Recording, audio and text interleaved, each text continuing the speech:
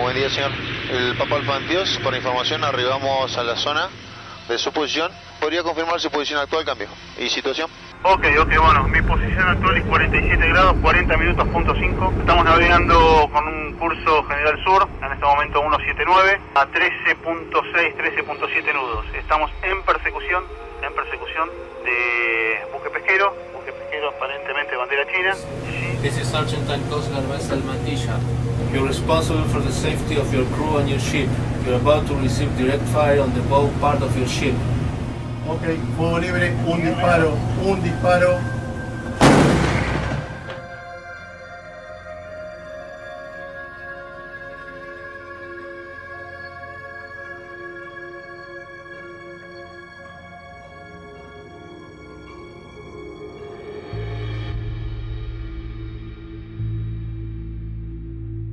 In March 2016, off the coast of Patagonia, a Chinese squid jigger called the Lu Yan Yuan Yu 10 went dark, switching off its AIS transponder and illegally crossed into Argentina's territorial waters.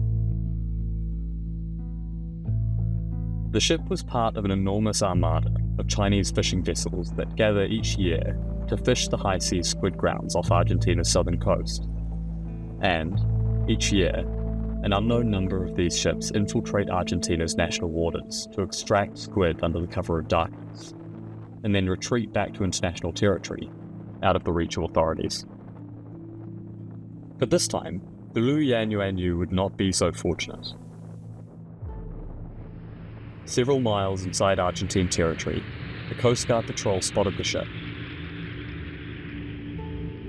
The Chinese vessel attempted to flee back into international waters, in defiance of Coast Guard orders to halt. Warning shots were fired. Then, the Lu Yan Yuan Yu veered onto a collision course with the patrol vessel. The Coast Guard captain ordered his men to open fire on the Chinese ship.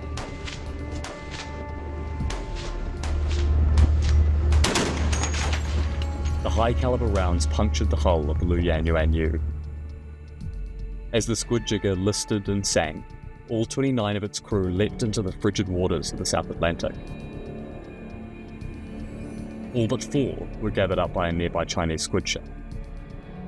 The remaining crew, including the captain, were pulled from the water and arrested.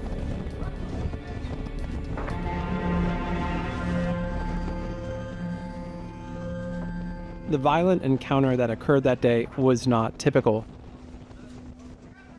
But incursions by Chinese fishing vessels into other countries' territorial waters is a common occurrence. Some of these incursions are illegal in nature when fishing vessels surreptitiously enter the economic exclusive zones of other countries. But recently, more and more, Chinese companies are using a legal loophole to exploit local waters. From South America to Africa to the far Pacific, China has been buying its way into restricted national fishing grounds, primarily using a process known as flagging in. This is a method where Chinese companies use local business partnerships to register their ships under the flag of another country, allowing them to fish in that country's territorial waters. For China, this soft power strategy represents a new approach for gaining dominance over the global seafood market.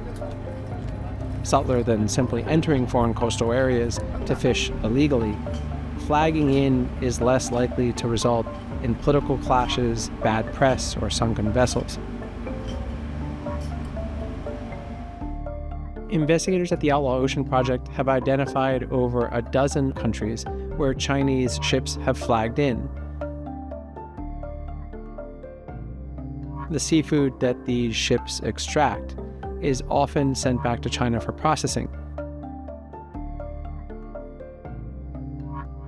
and then exported to wealthier consumers, like those in the US or Europe.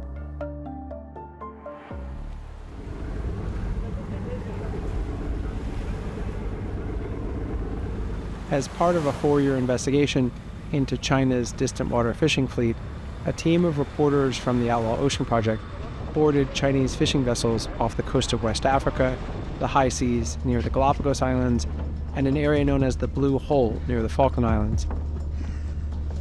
They encountered a range of human rights concerns and labor violations, including inhumane living conditions, passport confiscation, malnutrition, workers on shifts lasting up to 2 days, and deckhands claiming to be held against their will.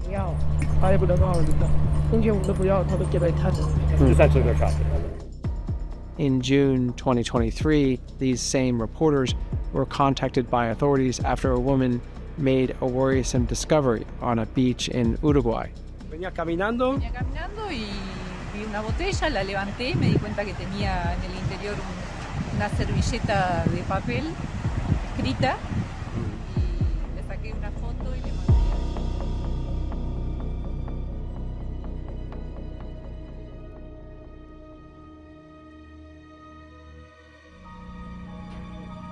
Many of these crimes have taken place on the high seas, beyond any country's territorial jurisdiction. But increasingly, Chinese-owned vessels are fishing in the local waters of nations whose governments are often ill-equipped to police them, typically lacking the finances, the Coast Guard vessels, or the political will to board and spot-check the ships. This is especially true off the coast of West Africa. Local artisanal fishers, whose lives depend on what they're able to catch, say their harvests have dropped by as much as 90%.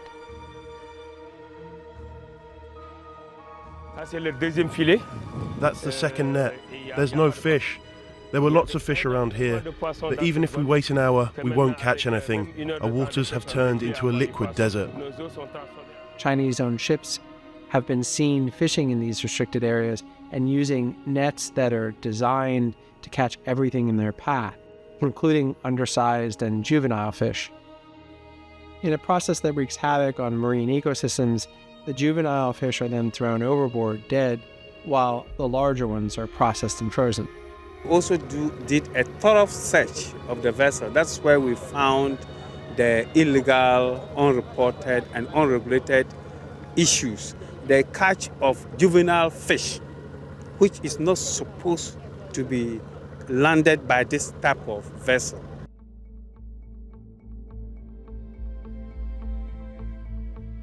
The maritime domain is an important front in China's growth plans. This includes not just exerting dominance over contested waters like the South China Sea, but also consolidating control over shipping, fishing, and commercial ports in other countries. Chinese companies are operating in over 90 foreign fishing ports. They have fish processing plants, cold storage facilities, and shipping terminals. They've also made billion-dollar investments in other countries' railway systems, hydroelectric dams, lithium mines, and solar and wind power plants. And with these large investments comes enormous influence over foreign governments.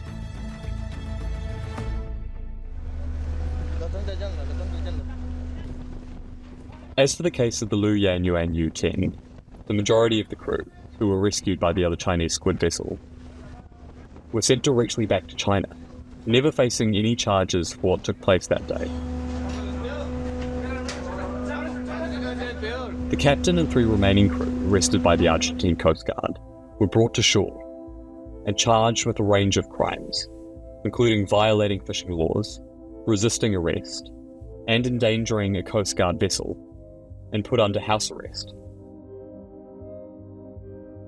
The sinking of the Lu Yan Yuan Yu sparked a media firestorm, with footage of the sinking making it onto local news outlets in Argentina, as well as abroad. All signs seemed to point to prosecution for the captain and his remaining crew. But then, China's foreign ministry began pushing back, casting doubt around the facts of the sinking and culpability of the captain. Within a few weeks, the 4 Chinese crew were released without penalty and immediately repatriated back to China. The following month, Argentina's foreign minister flew to Beijing to meet with China's foreign minister, a man named Wang Yi. After the meeting, Masiyi hailed their country's voyage of overall cooperation and promised another surge of Chinese investment to Argentina.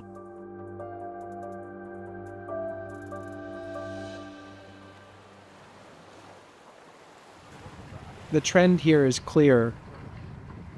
China is strategically and often legally growing its reach over the oceans, not just by dominating the high seas, but by flagging in. That matters for a huge variety of reasons. Food security in poorer countries seeing their main source of protein getting exported. Sovereignty worries about who really decides what happens in these countries' waters. Ocean conservation as nearshore stocks inch toward collapse. And the loss of revenue in places where these profits likely should stay local. This global trend has been overlooked partly because it is disparate and often happening discreetly. But the other reason the trend is happening may be because it is delivering cheap and seemingly inexhaustible seafood to many consumers in the US and Europe. The question that remains is how long this will last and who in the end will pay the price.